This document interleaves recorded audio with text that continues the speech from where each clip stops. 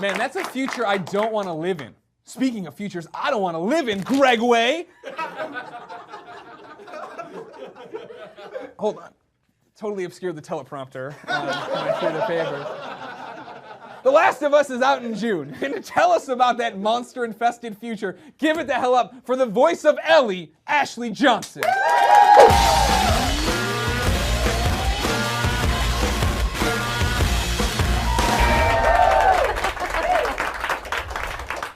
As I live and breathe, Ashley Johnson. Oh, hey. Hey, how are you? I'm doing well. All right, let's get the ground rules laid. Let's just get down to the nitty gritty. You came to E3. You're on the E3 show I was. a while back. You got the Troy Baker on there, a few other people. The comments of the YouTube I usually don't pay attention to, but a few of the comments this time said that you were making eyes at me. So I want you to keep that. I want you to keep that. And it's funny, right? Because literally 99% of YouTube comments are total bullshit, but that one was that rang true. So just keep it all together. You know what? Right? I did see some of the comments, and there were a couple where she's not drinking her beer, and I was like, really? That's what you're taking away from this? That's another problem. That's another I problem. was busy making eyes at you. All right. Well, as long as you got it straight. We still have that Troy Baker whiskey around here if you want that from last time he was on. Yeah. Yeah. I mean, whiskey's always a good time. All right, someone get the whiskey off the table. You know what else was a good time? Making The Last of Us, I bet. Oh, yeah. Hanging out with them naughty dogs. Yeah. Like the developers, not real weird people. Yes, not, oh, you bad dogs. We really need that whiskey. You can get it off the loves. No. What was that experience like? You don't do a lot of voice stuff, right? I don't. I mean, I've done a few cartoons, but this is my first video game that I've ever done. Yeah. And so you're like, I'll start small. Yeah. With a small developer nobody knows, a game nobody will pay attention to. Sure. Yeah. And I mean, it's not lost on me that it's a pretty awesome place to start, and I'm really proud of the game. So I hope people like it as much as I do. How did they get you involved with it? Was it just that your agent, I guess, manager, mom, whoever it is, was reading through stuff and they were looking for a girl for this Ellie part and you're like, I could do that? Yeah, my voiceover agent, which funny enough is the same as Troy's, Troy Baker, who plays Joel, she sent me sort of the character description and a little drawing of the character, and I was like, she's like, would you be interested in doing a video game? And I was like, yes. What do you think I do between the hours of 10 p.m. and 6 a.m.? So I went out for it, and it was the first time where I was in a motion capture room, which that's where they had the audition. And I sort of walked in, and it was this kind of an intimidating room, but because it's like a blank space with red lights, right? It's just it's huge, and there are cameras everywhere, and you're like, whoa. And yeah, I mean, when I read it, I was like, this character, yes, she's 14, but she's really not that different from me. Yeah. So I kind of. Now you say that though. Is that true? Is that hard to do? I mean, the whole point of Ellie, right, is that she's been raised in the world after the mushroom people. She's only known horrible monster-infested America, right? Right. Yeah. I mean, it's the only world she's ever known, of course. But. So is that hard to play? Is that hard to bring you to, your personality to? You know, it's weird. And Neil's kind of talked about this too. Neil Druckmann. Follow him on Twitter. Yes, follow him on Twitter. Where it's sort of, this sounds so cheesy, but I think both of us have kind of become each other. Me and Ellie, we've both sort of influenced the character and who she's sort of become. So even when I auditioned for it, I was like, I'm totally this girl already. So when I went in, I was like, it's fine, you don't have to see more people, but you can. I did not do that. I always have these dreams that I'm that confident, and then I don't ever do that. But thankfully I got the part. So when you run into your other actor friends, and they've got their monocles in, and they're all my actor friends sipping their sherry, how do you describe The Last of Us to them? My mom's watching right now. She's like the growing pains girl. Show me that smile. Show me that smile. She has no idea what The Last of Us is. How would I describe The Last of Us? I mean, I mean, it's definitely a post-apocalyptic game, but I feel like it's a lot more than just, you know, your ordinary survival game. And I know, I mean, I might be a bit biased because I work on it, but I got to play it the other day when I went into Naughty Dog. I mean, I don't know if they wanted me to, but I was at Neil's desk and I was like, I'm gonna play this. You set development back 4 months. I know, I was like, what did you do? Yeah, it's so beautiful to me. Like, I mean, obviously the environments, and it was, I got teary-eyed because I know that's so stupid, but I think because it's been so long and that we've been working on the game, and it's so beautiful. I mean, just the lighting in the game and how hard everybody has worked on the game for this long. And I mean, I would describe it so much more than just a video game. Right. I mean, it's the story is so great, and I think these two characters together, Joel and Ellie, and sort of the journey that they go on it's super intense, and it's sort of weird to see that in a video game. And I mean, I'm really proud of it. I'm super proud of this game. Good. Now let's go to Twitter. Okay. Ladies and gentlemen, you follow me at GameOverGreggy. I tweet who's going to be on the show, like Vulcan Salute here. Yes, me. Yeah. Where'd you get your name? Because a lot of people were happy with your Vulcan Salute Twitter name. Why Vulcan Salute? I don't know. What is Vulcan Salute? I don't know. No. I'm just kidding. I'm a Star Trek fan. I was popular in high school. I have no idea what it means. Yeah, what is it? I don't know. JDog6958 says, how hard is it keeping the story under wraps for one of the most anticipated games in 2015? Because that's the thing, you've been doing it for 2.5 years. You couldn't tell anybody what you're doing, what you're up to. Yeah, it's super hard because a lot of the stuff that we've shot, I'm like, I want you all to know what we've been doing and sort of where the story ends up going, because a lot of people have sort of said, oh, I think it's going to go here, or I think this is going to happen, or I think that's going to happen, and I'm like, I can't wait for you to play this. You've really never had a beard. You're I know, I've done this twice today. Like Apparently I have a Gandalf beard. I'm gonna braid it.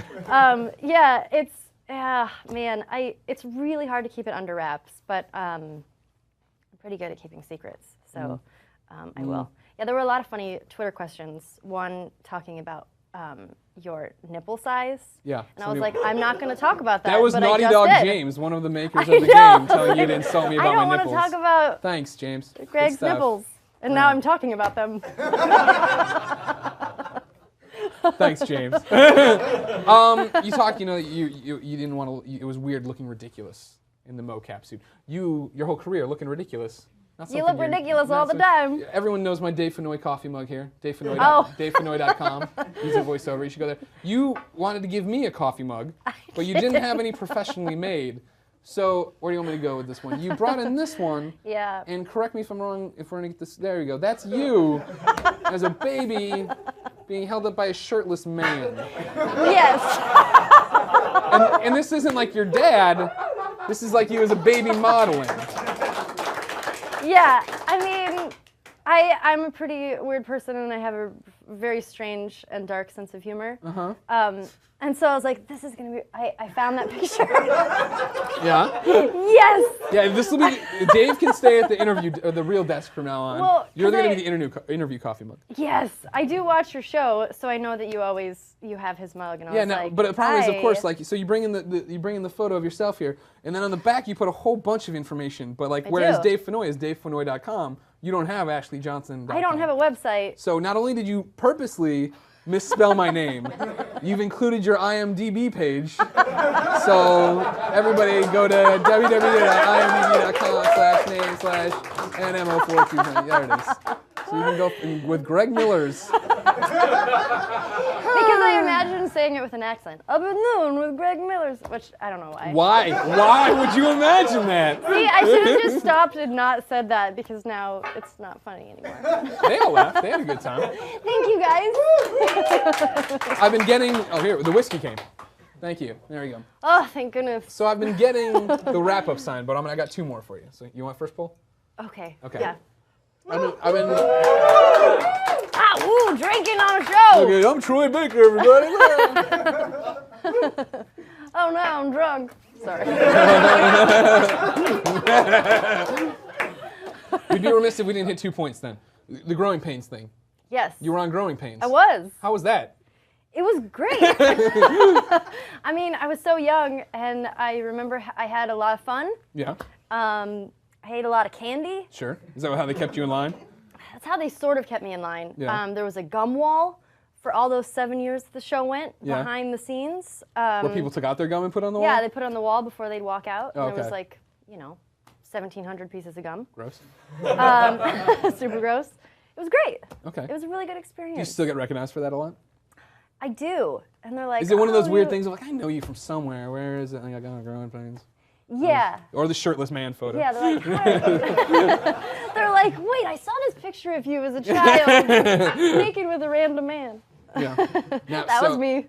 So now, do you talk to Alan Thicke anymore? Any of them? Any of them. I like Alan Thicke a lot, but if you talk to any of them, that's fine too. I talk to him every once in a while. I talk to all of them. Alan Thicke, drink.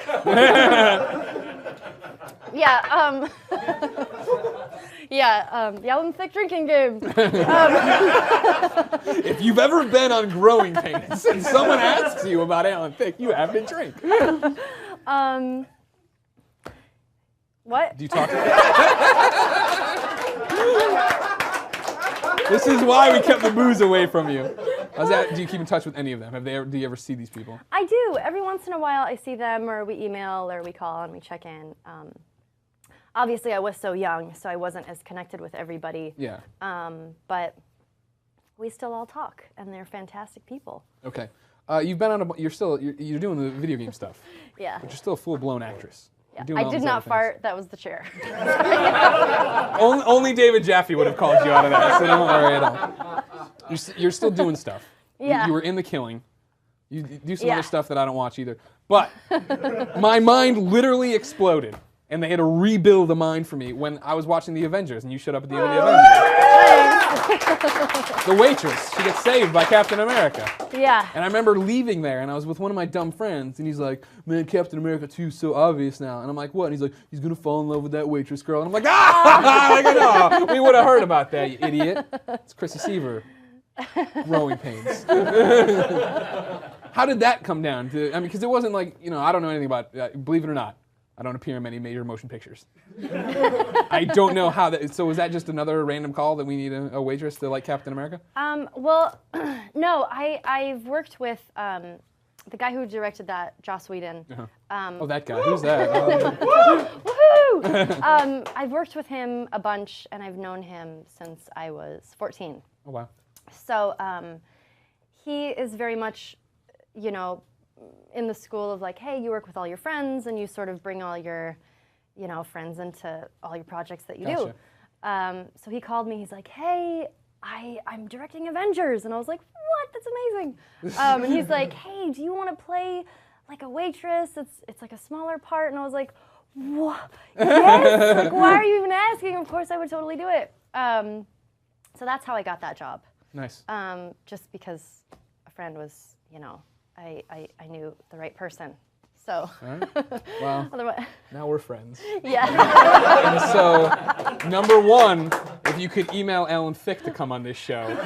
Number two, if you could email that guy, Okay. Joss Whedon, on to come on the show. Greg Atlas would come to that episode. Yes. There he is.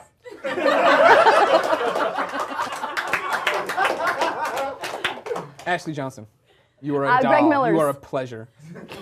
Thank you for watching the show, first off, being a fan of Up at Noon. I am a fan. Thank you I'm for totally coming a fan. by. Thanks for being in The Last of Us. I hope it doesn't suck. I hope it doesn't either. Everybody go to her IMDb page. No, don't go to my IMDb page. www.imdb. See, I gave that to him before. /name/NM042453/ question mark REF _ SR _1. Rolls off the tongue. Ashley, thank you so much.